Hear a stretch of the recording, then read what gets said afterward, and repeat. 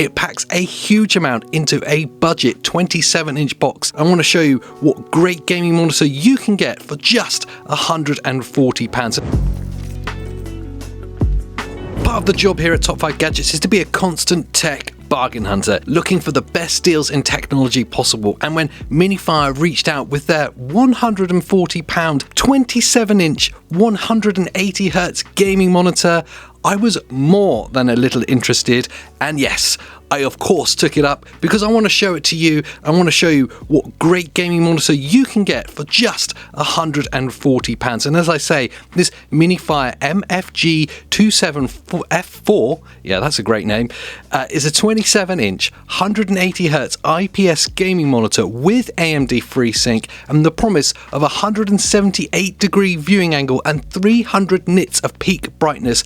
It packs a huge amount into a budget 27-inch box, and I really can't wait to show you everything that you get in the box, what it's like to use, and if this is going to be one of our new Top 5 Gadgets. As you can see in the box, it is super well packaged. Just everything you need in there, put into a nice slimline box. You have the monitor panel itself, of course, and the stand that requires no tools to put together. And we absolutely love that. No tools, no screwdrivers, no faff. Just a nice solid metal and well-made plastic click together, and it's there. Really great build quality straight away that you can get when you feel this, but we'll get more on that later on. You, of course, have a plug suitable for your country. Here we have a UK plug and the HDMI 2.0 cable that comes in the box. Literally nothing else, just everything you need, including a manual, an authenticity certificate, and a quick start guide. Really nothing else you need. And really that quick start guide you probably won't need because there is only 3 parts to putting together. On the back side, of course, you have the HDMI port, you have the display port as well, which you will definitely need. You have the power input and an audio out, so you can connect headphones or an external audio device. This bit is really important because this monitor itself has no built-in speakers, so if you're hoping that it's going to play sound back at you straight away, you're out of luck. It's probably the biggest drawback about this monitor, the fact that it has no internal speakers, but you see with a lot of these higher-end gaming monitors, they won't. They expect you to have external audio, and I guess that's what Minifire are aiming for here. So back to that build quality, then that's the first thing you notice, obviously, when you're taking it out of the box, is how surprisingly well made this is for a budget gaming monitor. We get to see a lot of budget tech here at Top 5 Gadgets, and some of it falls below our standards of build quality, and we just won't even bother showing it to you because it's so poor. Minifire definitely buck that trend, offering huge build quality for a budget price. Quite impressive. And that super easy to put together kind of setup that I touched on earlier. No tools needed, just a satisfying click between metal and plastic. Truthfully, for £139, it's incredible how well made this thing feels and actually is. And once it's together, it is very sturdy, easy to handle, and that's quite something that's quite too nice. Once it's on stand, it's very easy to handle and adjust the angles of it. It's not too stiff. Some of them can be overly stiff and it feels a bit uneasy to adjust them. This one is still secure but easy enough to alter, and you don't feel like you're going to snap it in place, which is quite nice. And of course, on the back of the monitor itself, if you don't want to use the included stand, you do have 4 Visa mount screws, so you could wall mount it or indeed bracket mount it if you wanted, if you've got some kind of high-tech stock trader style setup. I don't know, could be your thing, but all very easy to use, all incredibly well built, and that is definitely the first thing you notice once you're taking it out of the box. But the most important thing about this is, what are the specs that you can get in a gaming monitor for just £139? Well, let's deep dive on that a little bit more for you here. You get the 27-inch panel. It is an IPS LCD monitor.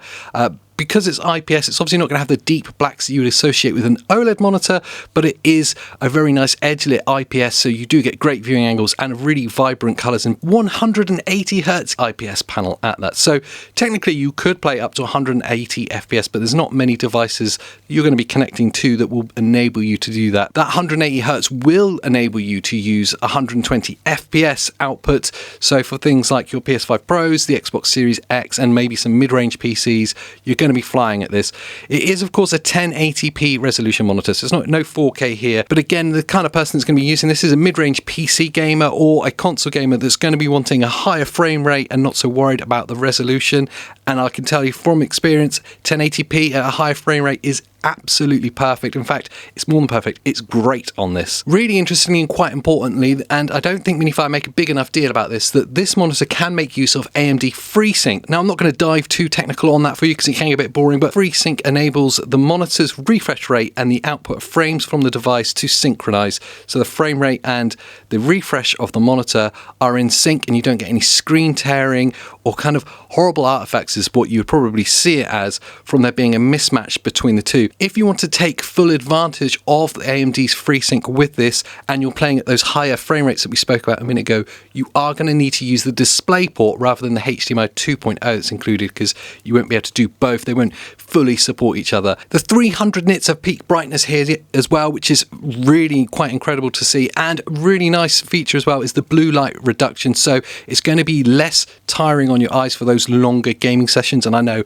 I'm guilty of a lot of those myself. It is also HDR compatible, so if the game you are playing has HDR enabled inside of it, then you'll be able to take advantage of it with this monitor. A huge amount of specs packed into a really budget, well-made frame here. I'm definitely impressed in what you can offer here. So let's actually get to using it and seeing what it's like actually to play some games. And of course, I'm going to be pushing it to its absolute bleeding edge here. Yes, some super high-end gaming. No, I'm playing my Nintendo Switch. I'm sorry, I cut out myself. I'm a Nintendo fan. So I'm playing Mario Kart on this, and there's a reason why I'm doing that. I wanted to pick the game to hand that had the most vibrancy, the most contrast between colours, and the most fast-moving amount of colours that I could find, and I could think of no better game than Mario Kart for that. I know if we wanted to test 120 FPS, then I could have pulled out my Xbox Series S and perhaps played some Call of Duty or put it on the PC or something, but I just wanted to check what these colours were like, what this brightness was like, and wow, it really does represent and recreate those incredibly well. Of course, the Nintendo Switch here is playing at 60 FPS, and it's a solid 60 FPS. It's locked in. We are getting some really consistent and solid performance from this budget gaming monitor in a very typical kind of console gamer setting, and it's been absolutely perfect for that. Like the build quality, the actual performance of this for gaming is shockingly good. It punches way out of its price point for this. It's genuinely very impressive. It's bright but not overly glaring. It's got fantastic viewing angles. They claimed 178 degrees. Well, I can't imagine ever playing at 178 degrees onto the monitor, but if you did want to, you can, and the viewing angles are absolutely fantastic. And most importantly as well, no ghosting, no artifacts, no screen tearing, nothing nasty to report here. Just a very vibrant, bright but not overly glaring, solid performing budget gaming monitor that is punching way beyond its price point. I would recommend this for everyone, but who is it for overall? Like I say, it's going to be perfect for a console gamer or someone with a mid-range PC setup that just wants an affordable, good performing, solid 1080p monitor that can play some of those higher frame rate games, perhaps up to 120 FPS if that's your thing. Well, this monitor can definitely deliver this. Fantastic build quality, fantastic viewing quality as well. All in all, very little to complain about here. The only real caveat that I'll say is that fact that beware that it has no audio output built in. It does have just the mini jack that you can plug into, so you can put your headphones in or an external audio device, but no speakers internal. So if you're looking for a bit more of an all-in-one setup, this isn't going to be it. But if you're willing to overlook that, or you've got another setup that you can use, then this is going to be absolutely perfect. But does the Minifire MFG27F4 make it into the top 5 gadgets? Well, its name definitely won't, because it's way too long. I'd love to know what you guys think though, down in the comments down below. And whilst you're down there, make sure you like this video, subscribe to the channel, and I will see you next time.